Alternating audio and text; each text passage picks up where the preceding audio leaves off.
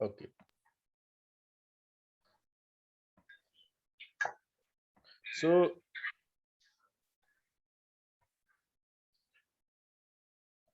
हामीले हाम्रो लास्ट टाइमको क्लासमा के कुरा पढ्यौं भने तत्त्वहरूलाई तिनीहरूको पारमाणविक संरचनालाई हेरेर तिनीहरूको अन्तिम इलेक्ट्रोन चाहिँ कुन ब्लकमा पर्छ, कुन अर्बिटलमा पर्छ, कुन सबसेलमा पर्छ त्यसलाई हेरेर हामीले के गर्थ्यौं भनेदेखि कुन ब्लकमा पर्छ त कुनै पनि तत्त्व भनेर हेर्थ्यौं। जस्तो यहाँ हेर्ने हो हामीले भने यो सबैभन्दा लेफ्ट साइडमा सबैभन्दा बायाँपट्टि जुन यो दुईटा कोलम हामीले देख्छौं, दुईटा कोलमहरु यिनीहरु चाहिँ एस ब्लक हुन् हैन, S block.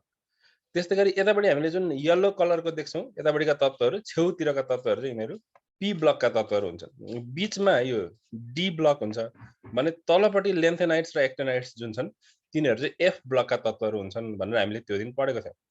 S block, d block, p block र f block. So Swastika wants to ask a question. Please go ahead. What's your question? Sir त्यो हामीले त्यो सबसेलको आधारमा इलेक्ट्रोनिक विन्यास बनाउँदा त्यो गोलो गोलो गरी इलेक्ट्रोन्सहरु पनि बनाउनु पर्छ कि डाइरेक्ट लेख्दा हुन्छ सर? त्यो गोलो बनाएर बनाउने भनेको चाहिँ त्यो सेलको आधारमा इलेक्ट्रोन विन्यास भयो। त्यो हामीले अलि तल्लो क्लासहरुमा पढ्यौं। अहिले हामीले चित्र बनाउन पर्दैन। हामीले त्यो लास्टमा लेखेको थियो नि, त्यो अगाडिको स्लाइडमा जाउँ एकचोटी। लास्टमा लेखेको थियो त्यो मात्र हेर्न पर्छ है। लास्टमा जुन लेखेको थियो त्यो मात्र हेर्न पर्छ, लास्टको मात्र लेख्न पर्छ। 1s2 2s2 2p6 3s2 भनेर हामीले जुन लेख्थ्यौं त्यो मात्र लेख्न पर्छ है त। एनीवेज यो पेरियोडिक टेबल भयो। यो पेरियोडिक टेबलमा जुन तत्त्वहरु राखिएको छ यो तत्त्वहरुको सक्रियता चाहिँ कसरी परिवर्तन हुन्छ त ग्रुपमा हामीले त्यो हेर्छौं है आज। ग्रुप भनेको जुन यो ठाडो लहरहरु छ त्यसमा यसको सक्रियता रिएक्टिभिटी कसरी चेन्ज हुन्छ। जस्तो लिथियमबाट हामी सोडियम पोटासियम रुबिडियम हुँदै तलतिर जाँदाखेरि माथिबाट तल जाँदाखेरि तत्त्वहरुको सक्रियता बढ्छ कि घट्छ भनेर आज पढ्ने। बढ्छ भने किन बढ्छ त्यो पनि जान्नु पर्यो, घट्छ भने किन घट्छ त्यो पनि जान्नु पर्यो। त्यसैगरी यतापटि नन मेटलहरुतिर अधातुतिर हेर्दाखेरि फ्लोरिन क्लोरिन ब्रोमिन आयोडिन हामीले देख्छौं नि, यिनीहरु माथिबाट तलतिर जाँदाखेरि सक्रियता चाहिँ बढ्छ कि घट्छ त त्यो हामीले अध्ययन गर्छौं आज। ओके, अब त्यसो भए हामीलाई सुरुमा के थाहा हुन पर्छ भनेदेखि तत्त्वहरुको सक्रियता भनेकै के हो त पहिला त त्यो थाहा हुन पर्यो।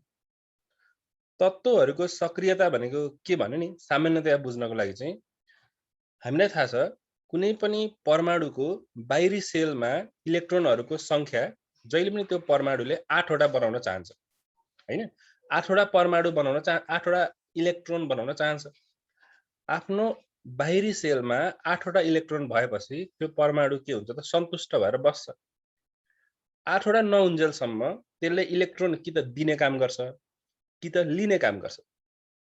अब इलेक्ट्रोन दिने अथवा लिने काम चाहिँ यसले कतिको सजिलोसँग गर्छ त आम सरी कतिको छिटो गर्छ त। त्यो जति छिटो र सजिलोसँग इलेक्ट्रोन दिने लिने काम गर्छ त्यो नै यसको सक्रियता हो। सजिलोसँग इलेक्ट्रोन दिन्छ भने त्यसलाई सक्रिय मान्न पर्यो, त्यति सजिलै इलेक्ट्रोन दिदैन भने त्यसलाई चाहिँ हामीले निष्क्रिय मान्न पर्यो। जस्तो यो सबैभन्दा अन्तिममा भएको ग्रुपलाई हामीले जीरो ग्रुप भनेको थियौं अस्ति नै। यो अन्तिमको ग्रुपलाई यो जीरो ग्रुपमा हुने तत्त्वहरुको बाहिरी सेल चाहिँ परमाणुमा हेर्ने हो भने बाहिरी सेल चाहिँ पूर्ण हुन्छ। जस्तो हिलियममा 2टा इलेक्ट्रोन हुन्छ बाहिरी सेलमा, त्यो पूर्ण हो। नियनमा 8 वटा हुन्छ, त्यो पनि पूर्ण हो। बाहिरी सेल पूर्ण भइसकेपछि यसले न त इलेक्ट्रोन लिन्छ न त दिन्छ। त्यसकारण यिनीहरुको सक्रियता नै हुँदैन। यिनीहरु चाहिँ सक्रिय नभएर यिनीहरु निष्क्रिय हुन्छन्। निष्क्रिय ग्यासहरु हुन् हैन। भ्यालेन्सी यिनीहरुको 0 हुन्छ। अब हेरौं सबभन्दा सुरुमा हामीले आज हेर्ने चाहिँ सोडियम र पोटासियमलाई अध्ययन गरौँ है त। सुरुमा सोडियम र पोटासियममा जस्तो हामीले यहाँ हेर त यहाँ सोडियम छ र पोटासियम छ नि। यो सबैभन्दा बायाँपट्टि ग्रुप 1 मा सोडियम र पोटासियम छ। यो ग्रुप 1 मा जुन सोडियम र पोटासियम छ किन यो ग्रुप 1 मा भयो सबभन्दा पहिला मलाई त्यो भन्नुस् त कसैले यो ग्रुप 1 मा राख्नुको कारण के हो यिनीहरुलाई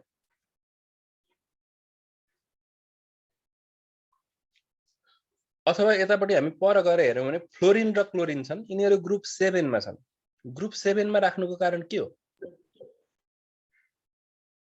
यो त हामीले धेरै पल्ट पढ्यौं यो त जान्नु पर्ने थियो सोडियम र पोटासियमलाई किन ग्रुप 1 मा राखियो अथवा कुनै पनि तत्वलाई कुन ग्रुपमा राख्ने हो भनेर केले निर्धारण गर्छ त भन्दाखेरि ती तत्वहरुको परमाणुमा हुने बाहिरी सेलमा हुने इलेक्ट्रोनको संख्या बाहिरी सेलमा एउटा इलेक्ट्रोन छ भने त्यो ग्रुप 1 मा पर्ने भयो र बाहिरी सेलमा 7 वटा इलेक्ट्रोन छ भने त्यो ग्रुप 7 मा पर्ने भयो अर्थात सोडियम र पोटासियम दुईटै ग्रुप 1 मा छन् भन्नुको मतलब सोडियम र पोटासियम दुईटै ग्रुप 1 मा छन् भन्नुको मतलब यिनीहरुको बाहिरी सेलमा एउटा मात्र इलेक्ट्रोन छ भनेर बुझ्न पर्छ है एउटा मात्र इलेक्ट्रोन छ भनेर बुझ्न पर्छ एकचोटी यिनीहरुको पारमाणविक संरचना हेरौं है त ल हेर यो सोडियम हो र यतापटि जुन छ त्यो पोटासियम हो सोडियम र पोटासियम दुईटैको पारमाणविक संरचना हामीले हेर्यौं हेर्दाखेरि के देखिन्छ भने दुईटै परमाणुको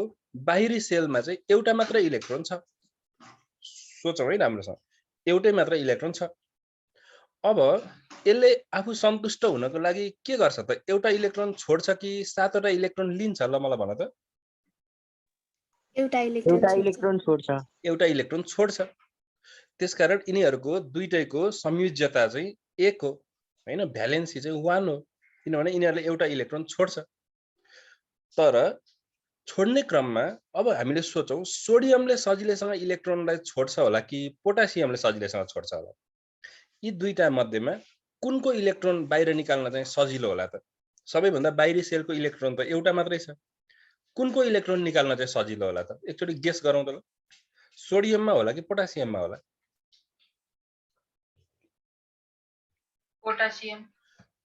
पोटासियममा जस्तो लाग्छ एक्चुअली त्यो पोटासियममा नै हो किन भनेदेखि नि यो बीचमा जुन यहाँ रेड कलर हामीले देख्छौं यो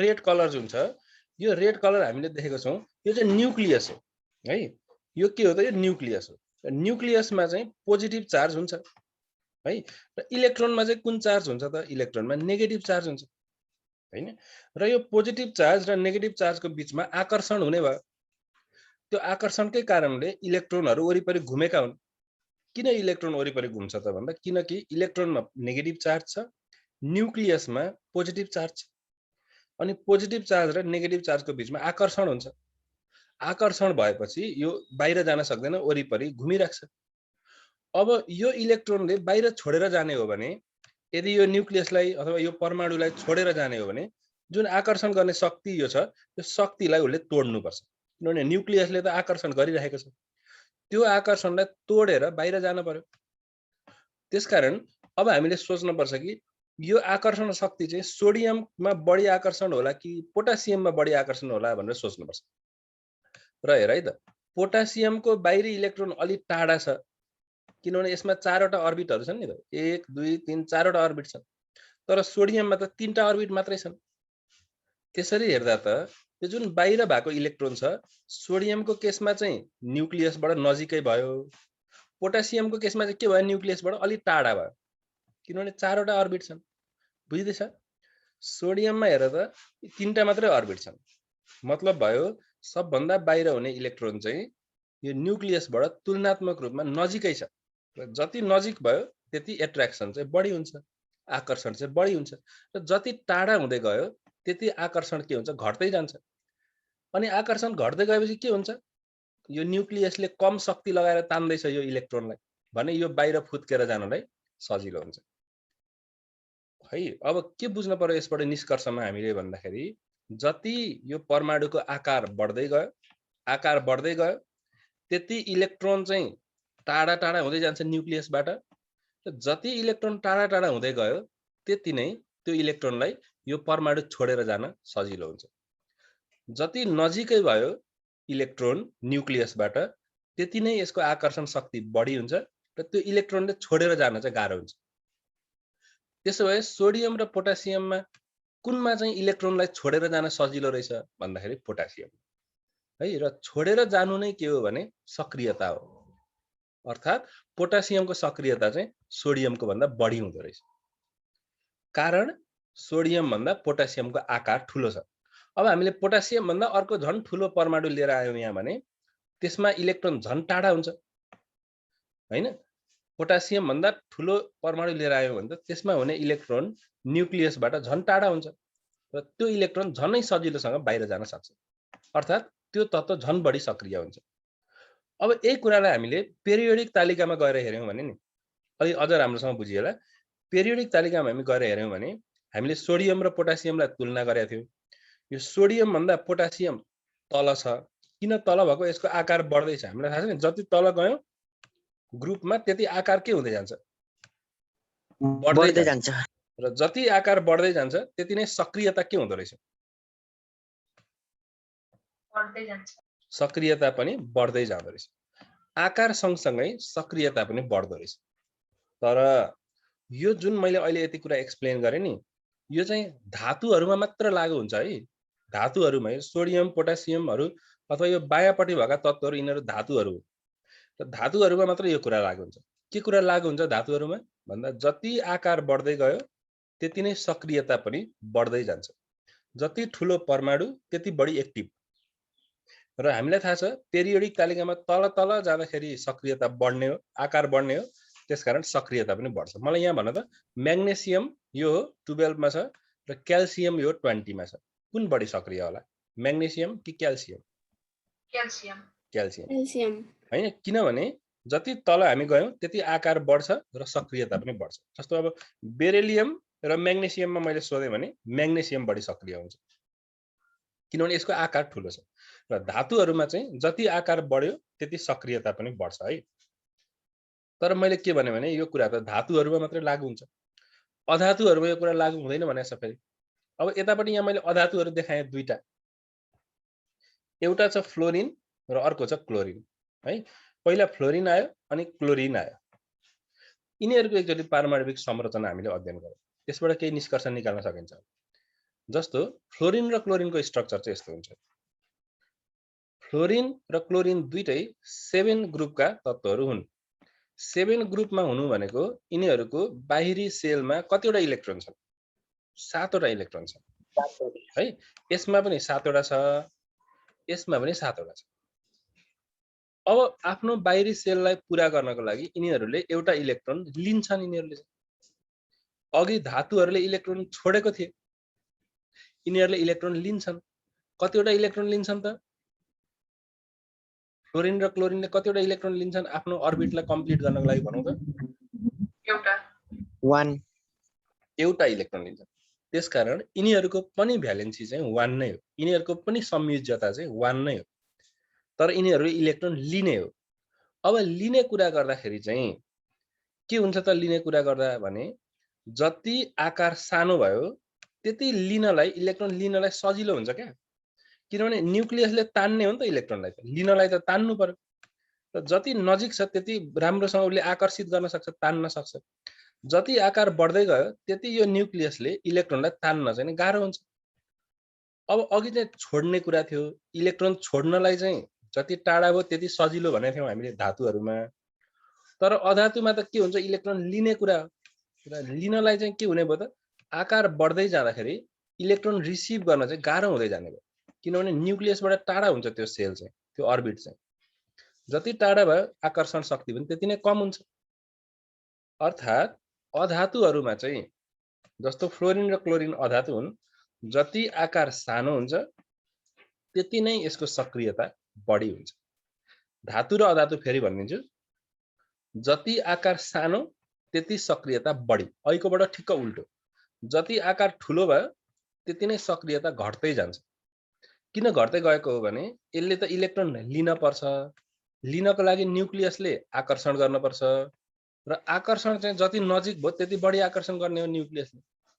आकार ठुलो भएपछि त एकदम टाढा हुन्छ त्यो इलेक्ट्रोन र टाढा भइसकेपछि राम्ररी आकर्षण गर्न सक्दैन। ल भन त फ्लोरिन र क्लोरिनमा कुन बढी रिएक्टिभ हुँदो रहेछ, कुन बढी सक्रिय हुँदो रहेछ? फ्लोरिन। फ्लोरिन। अनि किन भन्दा यसको आकार सानो छ। अब यसलाई पेरियोडिक तालिकामा हामीले हेर्ने हो भने एकचोटि पेरियोडिक तालिकामा गएर हेरौँ। फ्लोरिन र क्लोरिनमा चाहिँ अब हामीलाई थाहा छ ग्रुपमा तलतिर जाँदा त आकार बढ्दै जान्छ।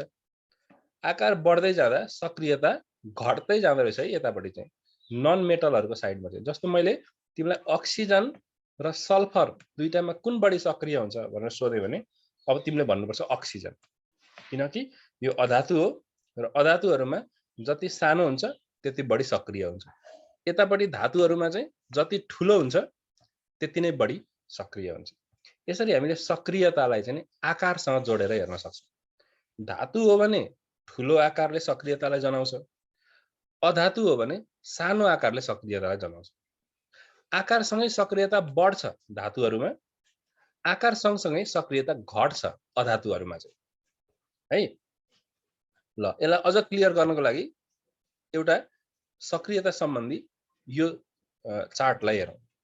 तत्त्वहरूको सक्रियता छुट्याउन पर्यो भने ध्यान दिएर सुन्नुस्। सबभन्दा पहिला त हामीले आकार भन्दा पनि पहिला हामीले संयोज्यतालाई हेर्नुपर्छ है। संयोज्यतालाई हेर्नुपर्छ। मानौ मैले तिमीलाई दिएँ एउटा तत्त्व अक्सिजन है, अक्सिजन र एउटा तत्त्व दिएँ मैले तिमीलाई क्लोरिन मानौ है। अब अक्सिजनको संयोज्यता हो 2, क्लोरिनको संयोज्यता हो 1। अब यी दुईटाको त संयोज्यता नै फरक पर्यो, फरक संयोज्यता भयो। फरक संयोज्यता छ भने सक्रिय कुन बढी सक्रिय हो भनेर छुट्याउन एकदमै सजिलो छ। जसको संयोज्यता कम हुन्छ त्यो नै बढी सक्रिय हुन्छ। फिनिस्ड।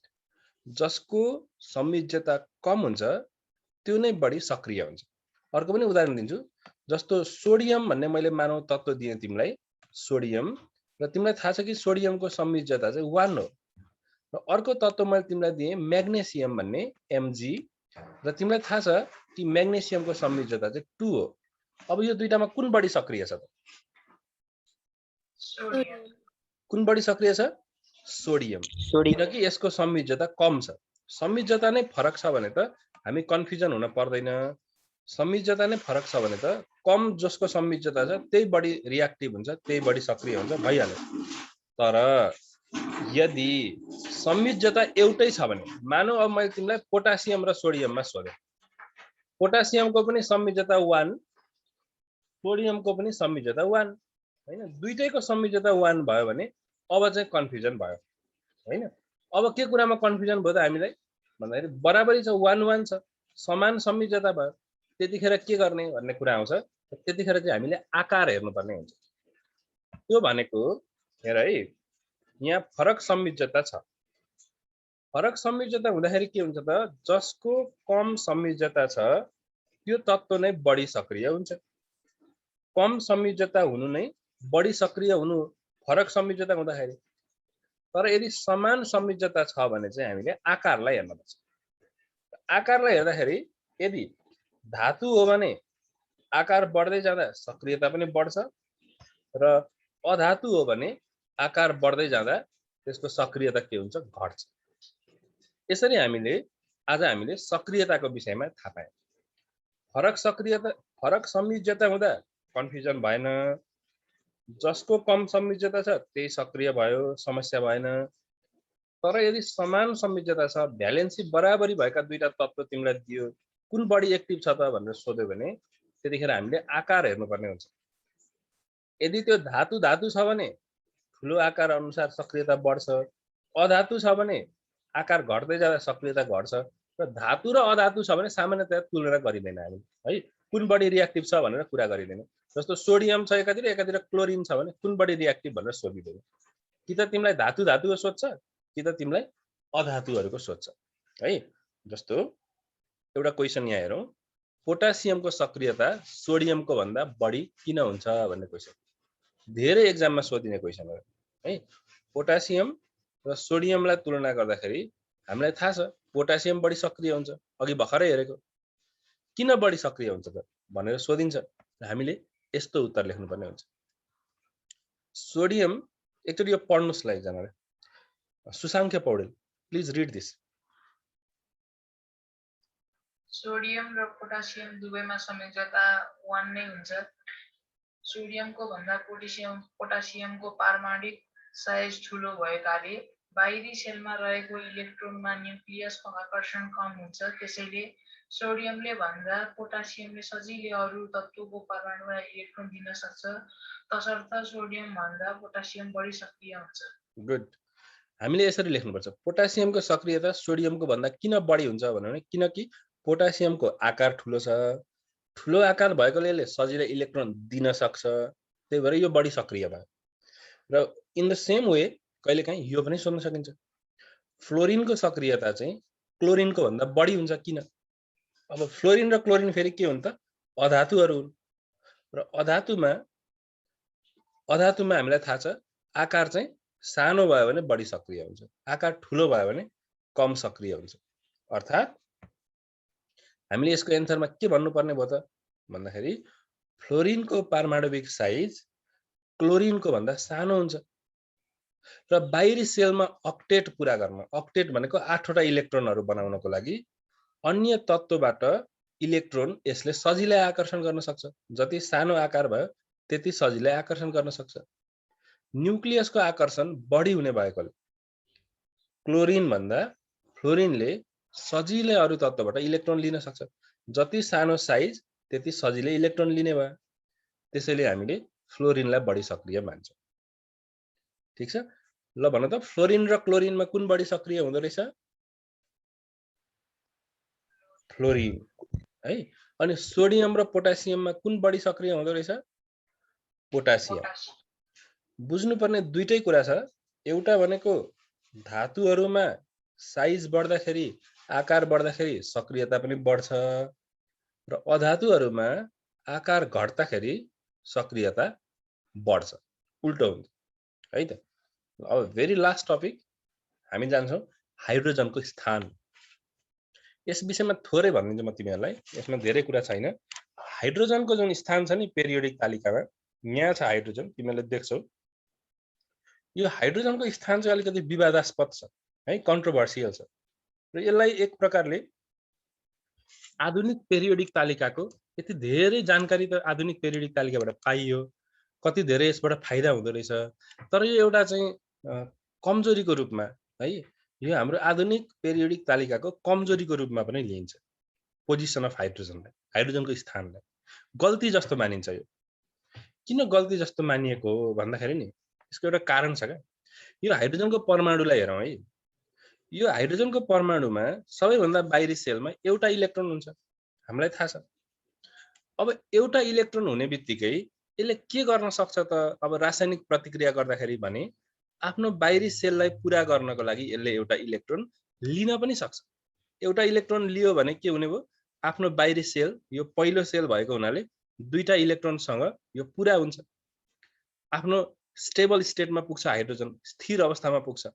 एउटा इलेक्ट्रोन लिन पनि सक्छ यसले है, र यसले के पनि गर्न सक्छ त भन्दाखेरि एउटा इलेक्ट्रोन नलिएर यो आफूसँग भएको इलेक्ट्रोन दिन पनि सक्छ। इलेक्ट्रोन एउटा दियो भने यसमा कुनै पनि अर्बिट बाँकी रहेन र यो स्टेबल भयो। इलेक्ट्रोन एउटा दिन पनि सक्ने भयो र एउटा इलेक्ट्रोनले लिन पनि सक्ने भयो, दुईटै क्षमता छ। अब पेरियोडिक तालिकामा हेर्ने हो भने चाहिँ जसले इलेक्ट्रोन डोनेट गर्छ, जसले इलेक्ट्रोन एउटा दिन्छ, ती तत्त्वहरू भनेका त यी तत्त्व हुन्, लिथियम, सोडियम, पोटासियम। अघि हामीले हेर्यौँ नि, यिनीहरूले एउटा इलेक्ट्रोन दिने हुन् र तिनीहरूसँगै हाइड्रोजनलाई राखिएको छ। तर हाइड्रोजनको गुण त एउटा इलेक्ट्रोन लिने पनि त छ। त्यो दृष्टिले हेर्दाखेरि त हाइड्रोजन त यहाँ हुन पर्ने हो। जस्तो फ्लोरिनले एउटा इलेक्ट्रोन लिन्छ, क्लोरिनले एउटा इलेक्ट्रोन लिन्छ, ब्रोमिनले एउटा इलेक्ट्रोन लिन्छ आफ्नो स्टेटलाई कम्प्लिट गर्नको लागि, स्टेबल बनाउनको लागि हैन, स्थिर बनाउनको लागि। भने हाइड्रोजन त यहाँ पनि त हुन सक्ने रहेछ हैन। यसको समानता, यसको गुणमा समानता चाहिँ पहिलो ग्रुप 1 का तत्त्वहरूसँग पनि अथवा अल्काली धातुहरूसँग पनि यो समान छ, किनकि यसले इलेक्ट्रोन दिन्छ, एउटा इलेक्ट्रोन दिने क्षमता राख्छ यसले।